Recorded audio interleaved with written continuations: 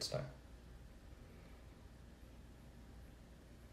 How to Win Friends and Influence People by Dale Carnegie. The self-help classic from 1936 presents some basic rules for how to make a good first impression on people and win them over. Carnegie's advice is backed up by anecdotes of famous people such as former US presidents. Who should read this? Anyone who wants to learn how to persuade others and make a good first impression.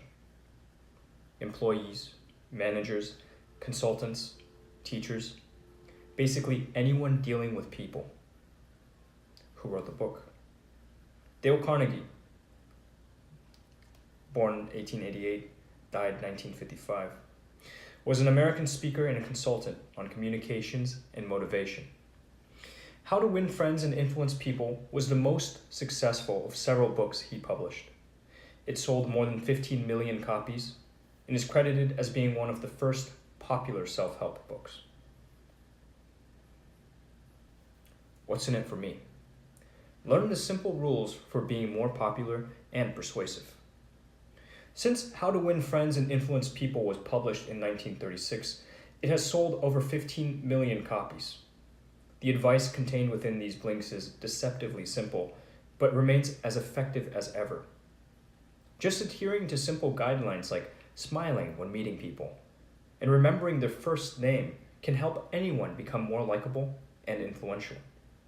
In these blinks, you'll learn why Theodore Roosevelt was so popular among his staff, why being critical almost forced Abraham Lincoln into a saber duel, and what everyone's favorite conversation topic is.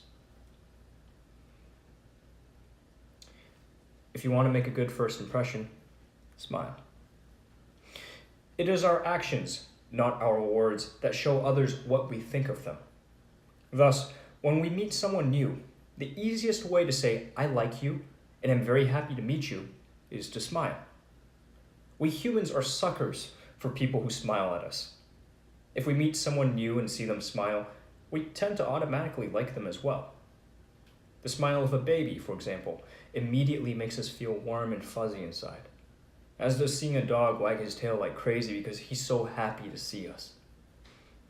If you want to make yourself instantly likable, the first thing to do is to show others how much you enjoy being around them. If you're happy to see someone, the other person will be happy to see you too. Psychologists have also uncovered a positive side effect of excessive smiling. It seems that the connection between positive emotions and smiling is not a one-way street. Consciously smiling can lead to positive emotions, just as positive emotions can lead to involuntary smiling. This means that by smiling, we not only make others happier, but ourselves as well. Hence, it can be said that while a smile costs nothing, it brings a lot of joy for everyone involved. If you want others to like you, don't criticize them. Criticizing people and pointing out their mistakes doesn't encourage them to change their behavior, and it certainly doesn't help them learn anything. This is because people are not primarily driven by reason, but rather by emotion. Even when criticism seems warranted, it usually won't have the intended effect. The person you criticize won't really listen to what you're saying because they will feel attacked, and their natural reaction will be to immediately defend their own position by fighting back. Hence, criticizing someone might help you blow off steam, but in the long term, it will only make others like you less. Many successful individuals actually made it a habit to never openly criticize others. Benjamin Franklin, for instance, claimed that the secret of his success was to speak ill of no man. Abraham Lincoln learned this lesson as well. He used to publicly criticize his opponents until one day his criticism almost forced him into a saber duel. From that moment on, he stopped openly criticizing others. During the Civil War, he famously told those who spoke harshly of the Southerners, "Don't criticize them. They are just what we would be under similar circumstances." Criticizing someone is easy, but it takes character to be understanding and to forgive others for their mistakes and shortcomings. If you want others to like you, try to understand what drives them. Accept their shortcomings, and make it a rule to never criticize them openly, for this criticism will only come back to harm you. Any fool can criticize, complain, and condemn, and most fools do. But it takes character and self-control to be understanding and forgiving. If you want others to gladly do you favors, show your appreciation frequently. How can you get someone to do you a favor? You must ensure they want to do it. And how is that possible? You must motivate the other person with a simple reward: your sincere appreciation. One of the strongest drivers of human behavior is the desire to be appreciated by others. We all like being complimented and hearing we're doing a good job. Some people even claim that all of civilization ultimately rests upon the human desire for appreciation.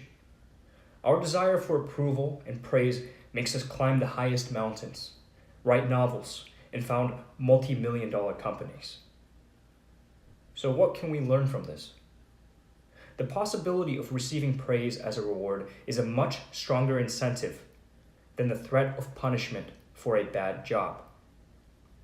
For someone to want to do you favors, they must know you as someone who shows appreciation, not someone who is quick to criticize. To show your appreciation and make yourself someone people enjoy working with, use simple phrases such as "thank you" or "I'm sorry," and learn to give sincere praise. Don't shower people with phony flattery, or they will see through it and it won't work. Your appreciation must be honest. To attain this honesty, the right mindset is crucial.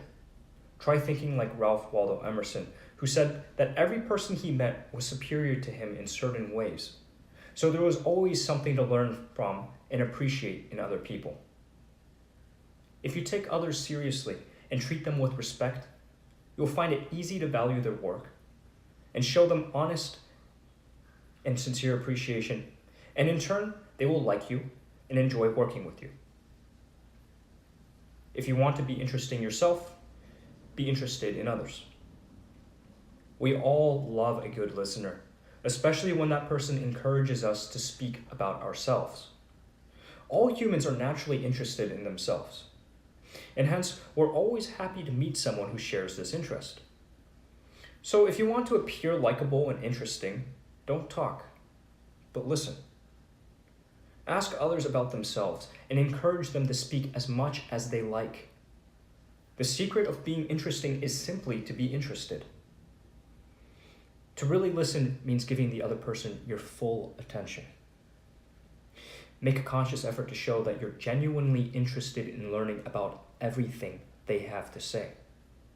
Don't interrupt them or let yourself be distracted.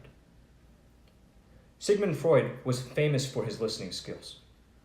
He excelled at showing others how very interesting he found everything they said, and in return, they felt completely comfortable talking to him and would reveal even their most private emotions and experiences to him.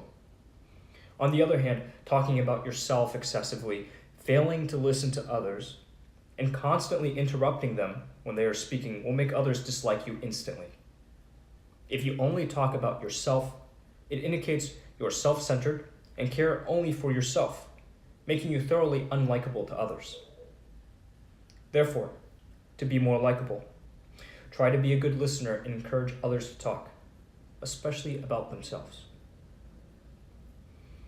You can make more friends in 2 months by becoming interested in other people than you can in 2 years by trying to get other people interested in you. Show your appreciation for others by talking about what's important to them. People enjoy talking to good listeners, but even more than this, they enjoy talking to someone who is knowledgeable about things they're interested in, such as their jobs or their hobbies. Everyone likes to talk about things that are important to them, so naturally they like other people who share their interests. Take Theodore Roosevelt, for example. Whenever he was about to meet someone for the first time, he thoroughly prepared for the meeting by reading everything he could about the other person's interests. He understood that the route to any person's good graces is the ability to talk about the things they value the most. Of course, there's one topic everybody is interested in: themselves. Every person feels that they are valuable and interesting, and we enjoy others confirming this belief. Benjamin Disraeli was certainly right when he said, "Talk to people about themselves, and they will listen for hours." Whenever you meet someone, find something you admire about them and tell them about it. Regardless of whom you meet, you can always find something to admire in them. Dale Carnegie, for example, once wanted to brighten the day of a bored service employee, so he told him, "I certainly wish I had your head of hair." The easiest way to get into the mindset of appreciating others is to keep in mind the golden rule: treat others as you would like others to treat you. We like people who show their appreciation and remember things about us, like our names. How do dogs manage to win the affections of people within just seconds of meeting them? The answer is simple: unconditional love. A dog is always interested in you and shows its interest enthusiastically. People respond to this behavior because we appreciate it when we are shown affection. It promotes our self-esteem and makes us happy. So what is the lesson we can apply to our daily interactions? If you want to win others over, show them your full appreciation and be enthusiastic about it. Demonstrate that you're interested in them and in what they have to say, and try to remember the things they tell you. In practice, this means you should always greet others cheerfully. Be a good listener, and make sure you remember personal details like names and birthdays. This demands a bit of effort. For example, you may need to take notes after every encounter with a person, but it will pay off in the long run. The simplest trick for generating affection is to remember and frequently use another person's name, since everyone likes to hear their own name. Whenever you meet someone new, remember their name and try to use it as you talk. The other person will like you instantly. Theodore Roosevelt was popular among all his staff because he made a habit of greeting them all by their names. He also deliberately made time for listening to them and tried to remember what they said. By doing this, he showed others his appreciation, and he got far more back in return. Avoid all arguments that cannot be won. Think about it. What's the point of arguing with others? 9 times out of 10, once the battle is over, both parties will be even more determined in their stance than they were before. There is nothing to gain from such arguments. No matter what the result, your opponent won't agree with you. Rather, they will just resent you and your arguments. Therefore, the only solution is to avoid such disputes from the start. When you encounter opposition to your ideas, there's often no need to find an agreement. It's already valuable to have others challenge your views without imposing your own ideas on them. Be thankful for their input and think about their reasoning instead of automatically arguing to bolster your views. If 2 people always agree on everything, then one of them is dispensable. Nevertheless, if 2 people constantly argue and yell at each other, there can be no real discussion. Hence, avoid arguments. But when they are absolutely necessary and inevitable, keep your emotions out of them. Initially, both parties should maintain a distance to each other, so they can first think about the topic in private. They should only meet in person once the initial emotional reaction has dissipated. A man convinced against his will is of the same opinion still. Never tell others they are wrong. They will only resent you for it. Whenever you tell someone they're wrong, you're basically saying, "I'm smarter than you."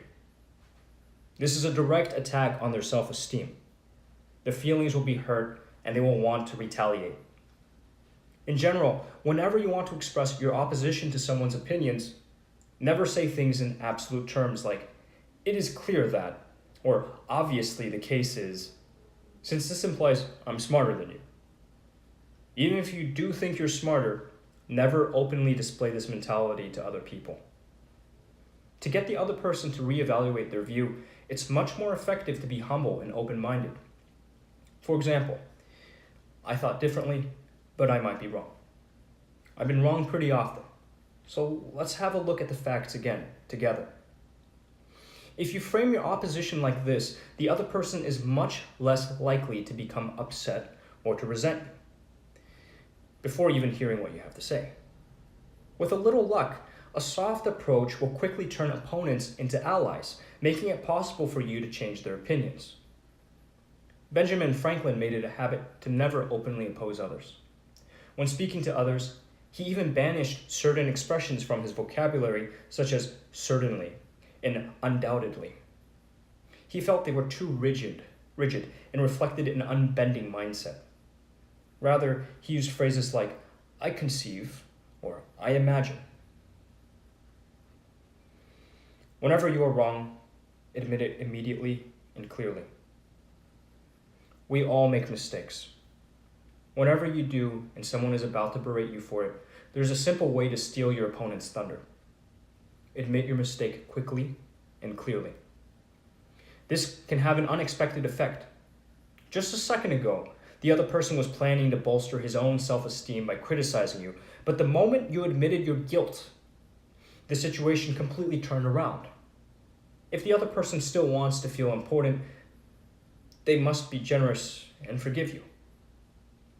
Dale Carnegie experienced this once when a police officer caught him walking his dog without a muzzle.